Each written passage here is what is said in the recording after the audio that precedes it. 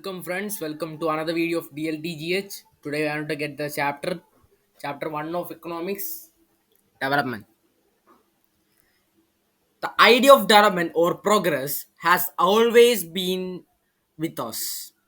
We have aspirations or desires about what we would like to do and how we would like to live. Similarly, we have ideas about what a country should be like. What are the essential things that we require? Can life be better for all?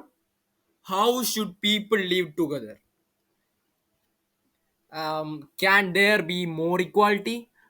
Development involves thinking about these questions and about the ways in which we can work towards achieving these goals. This is a complex task in this chapter. We should make a beginning at understanding development. You will learn more about these issues in greater depth in higher classes. Also, you will find answers to many of these questions not just in economics but also in your course in history and political science. This is because the way we live today is influenced by the past. We can't desire for change without being aware of this. In the same way, it is only through a democratic political process that these hopes of and possibilities can be achieved in real life. What development promises different people, different goals. Let us try to imagine what development or progress is likely to mean to different persons listed in table 1.1. What are their aspirations? You will find that some columns are partially filled. Try to complete the table. You can also add any other category of persons. You want a car? The way our country is set up, all you can hope for is maybe to one day own the rickshaw you pull. Having filled 1.1, let us now examine it. Do all these persons have the same notion of development or progress? Most likely not. Each one of them seeks different things. They seek things that are most important for them. For example, that which can fulfill their aspirations or desires. In fact, at times, two persons or groups of persons may seek things which are conflicting. A girl expects as much freedom as an opportunity as her brother, and that he also shares in the household work. Her brother may not like this. Similarly, to get more electricity, industrialists make dams, but this may submerge the land and disrupt the lives of people who are displaced, such as tribals. They might resent this and may prefer small check dams or tanks to irrigate their field. So, two things are quite clear. One, different persons can have different development goals. And two, what may be the development for one not be the development for the other. It may be even be destructive for the other. Income and other goals. If you go over table 1.1 again, you notice one common thing. What people desire are regular work, better wages, and decent price for the crops or other products that they produce. In other words, they want more income. Besides seeking more income, one way or the other, people also seek things like equal treatment, freedom, security, and respect of others. Their recent discrimination, all these are important goals. In fact, in some areas, these may be important than more income or more consumption because material goods are not all that you need to live. Money or material things that one can buy with is one factor on which our life depends. But the equality of our life also depends on non-material things mentioned above. If it is not obvious to you, then just think of your role of the friends in your life. You may desire their friendship. Similarly, these are many things that are not easily measured, but they mean a lot to your lives. They are often ignored. However, it will be wrong to conclude that what cannot be measured is not important. Consider another example. If you get a job in a far off place, before accepting it, you'd try to consider many factors apart from income, such as facilities for your family, working atmosphere, or opportunity to learn. In other case, a job may give you less pay but may offer regular employment that enhances your sense of security. Another job, however, may offer high pay but no job security and also leave no time for your family. This will reduce your sense of security and freedom. Similarly, for development people, look at a mix of goals. It is true that if women are engaged in paid work, their dignity in the household and society increases. However, it is also the case that if there is a respect for women, there would be more sharing of household work and a greater acceptance of women working outside. A safe and secure environment may allow more women to take up a variety of jobs or run a business. Hence, the development goals that people have are not only about better income but also about other important things in life. National development. If, as we have seen above, individuals seek different goals, then their notion of development is also likely to be different. Discuss among yourself on what India should do for development. Most likely you would find that different students in class have given different answers to above question. In fact, you might yourself think of many different answers and not to be sure of any of these. It is very important to keep in mind that different persons could have different as well as conflicting notions of country's development. However, can all these ideas be considered equally important? Or, if there are conflicts, how does one decide? What would be a fair and just path for all? We also have to think whether there is a better way of doing things. Would the idea benefit a large number of people or only a small group? National development means thinking about these questions.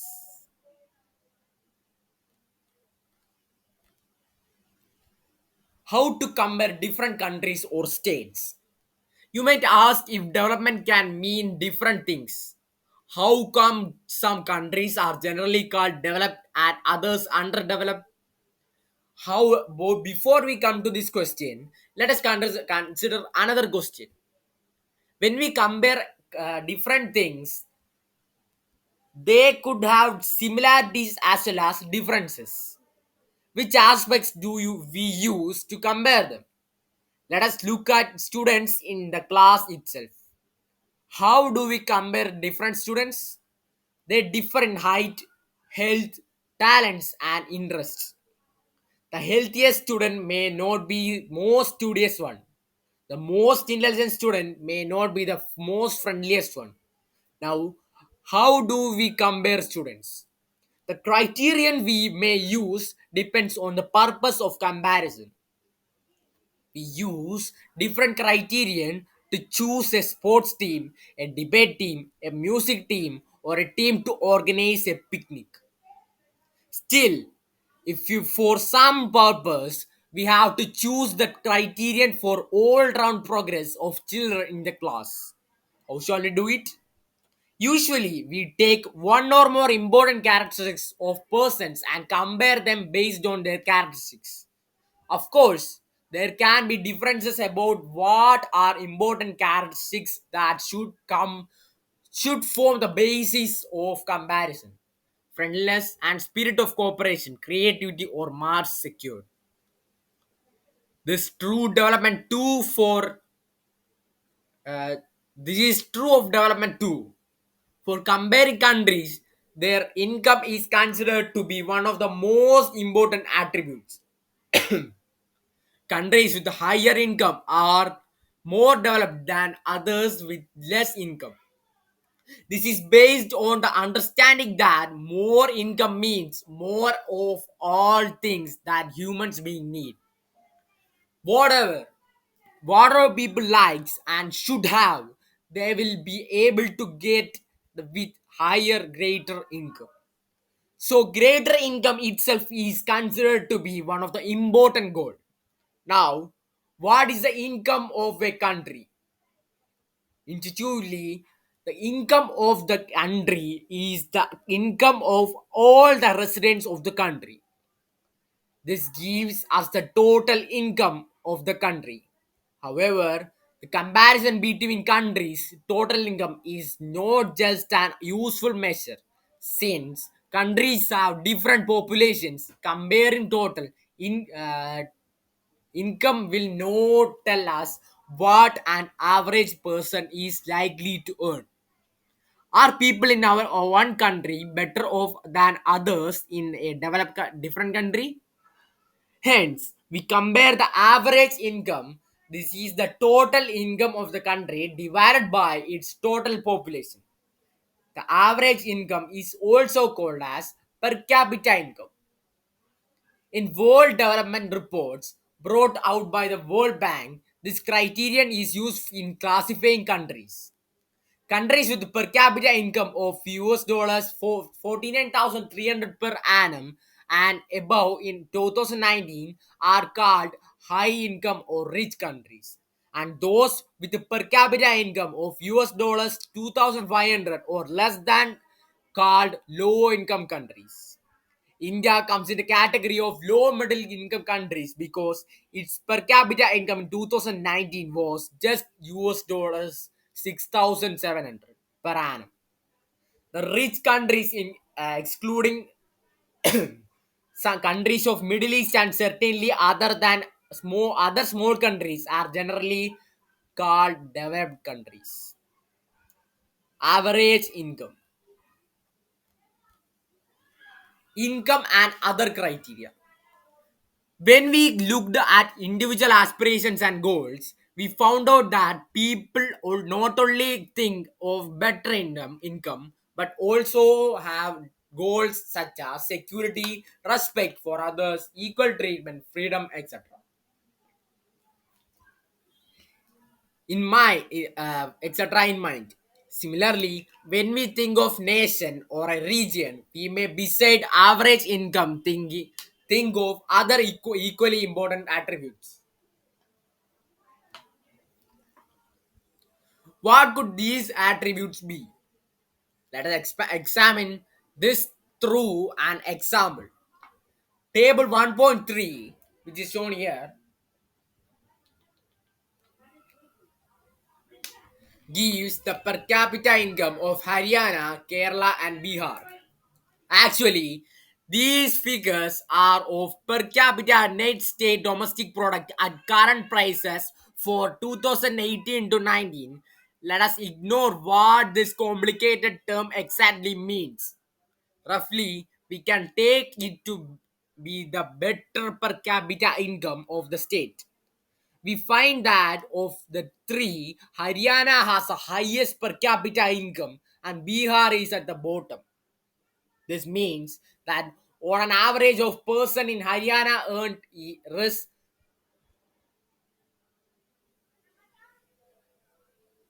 2,36,147 in 1 year, whereas on an average a person in Bihar earns only around 40,982. So, if per capita income were to use, used as the measurement of development, Haryana will be considered the most developed and Bihar the least developed state of these three.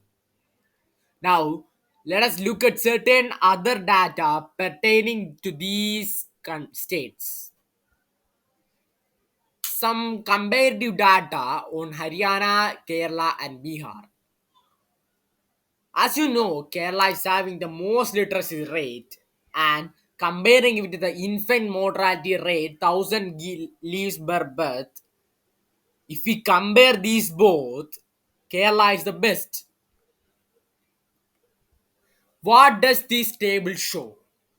The first column of the table shows that in Kerala, out of 1000 children born, 7 died before completing 1 year of age.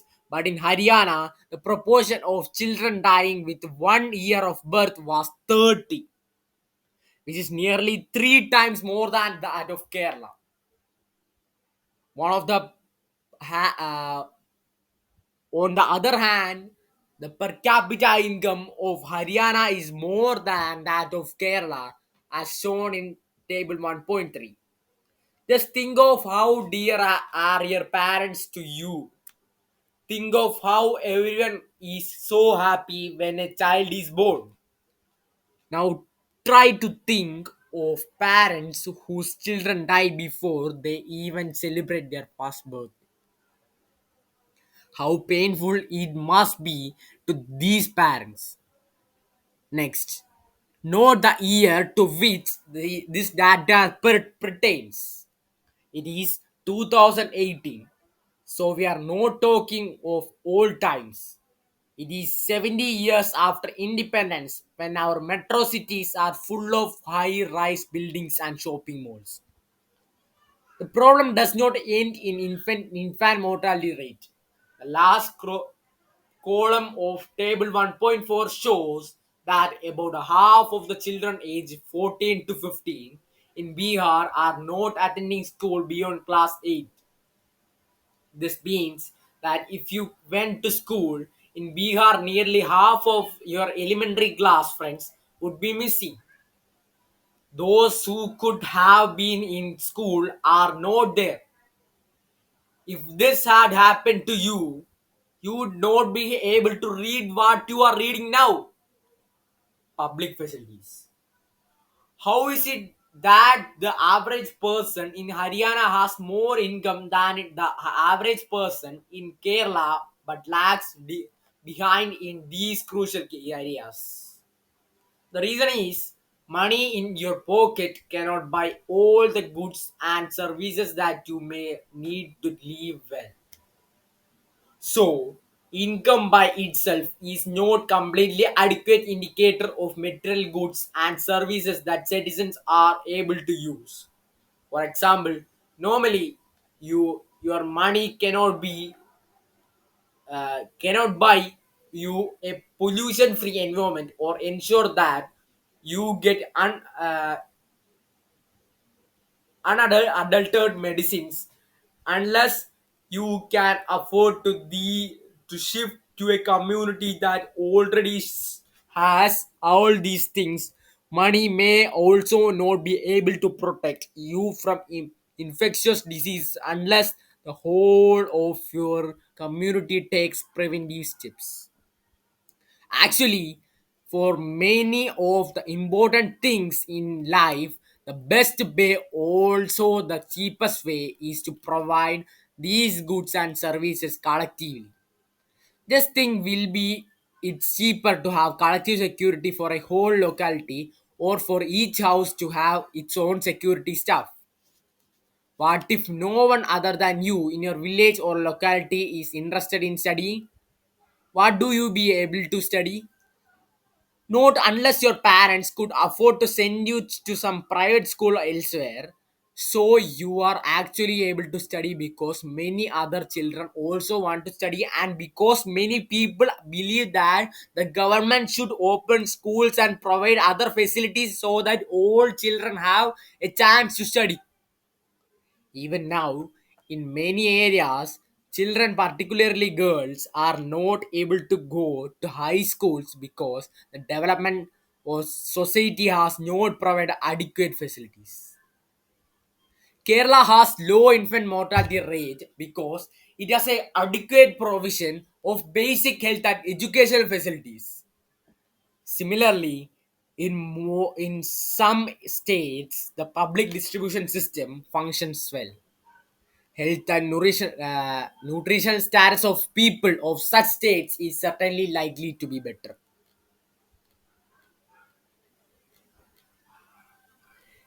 Isn't it surprising that a small country in our neighborhood, Sri Lanka, is much ahead of India in respect of a big country like ours as a low rank in the world?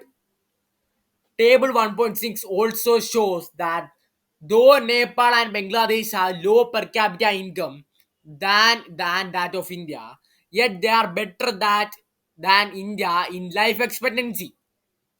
Many improvements have been suggested in calculating HDI and many new components have been added to the Human Development Report, but by prefixing human to development, it has made it very clear that what is important in development is what is happening to citizens of a country. It is the people, their health, their well-being that is most important. Do you think there are other aspects that should be considered in measuring human development? Sustainability of development. Suppose for the present that that a particular country is quite developed, we would certainly like this level of development to go up further or at least be maintained for future generations. This is obviously second half of the 20th century. A number of scientists have been warning that the present type and levels of development are not suitable. Groundwater is an example of renewable resources. These resources are replenished by nature as in the case of crops and plants. However, even these resources may be overused. For example, in the case of groundwater, if we use more than what is being replenished by rain, then we would be overusing this resource. Non-renewable resources are those which will be exhausted after a few years of use. We have a fixed stock on earth which cannot be replenished. We do discover new resources that we need not know of earlier new sources in this way add to the stock. However, over time, even this will be exhausted. Consequences of environmental degradation uh, do not respect national or state boundaries.